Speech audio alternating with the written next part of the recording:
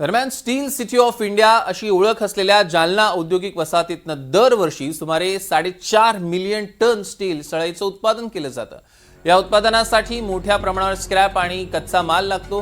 देशातील जवळपास 10% स्क्रॅपची आयात जालन्यात केली जाते। याशिवाय उर्वरित कच्चा माल जगातील विविध देशातूनही स्क्रॅप आणि आयनच्या माध्यमातून आयात केला जातो। हा कच्चा माल प्रामुख्याने स्ट्रेट ऑफ होर्मुझ मार्गे भारतात येतो। मात्र सध्या आखाती देशांमध्ये निर्माण झालेल्या तणावपूर्ण परिस्थितीमुळे आयातीवर परिणाम होण्याची भीती व्यक्त केली जाते।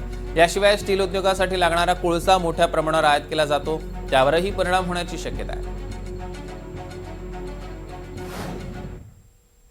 जालना आपण स्क्रॅप इम्पोर्ट करतो, ते आखाती देशातील आणि आणखी देशात येतात, त्यावर परिणाम होईल।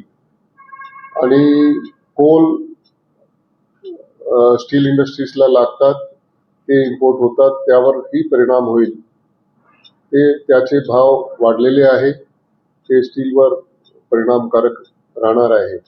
आणि ऑइल सुद्धा वाढलेले आहे, त्याचाही परिणाम स्टील इंडस्ट्रीज आणि अदर इंडस्ट्रीजवर होणार आहे।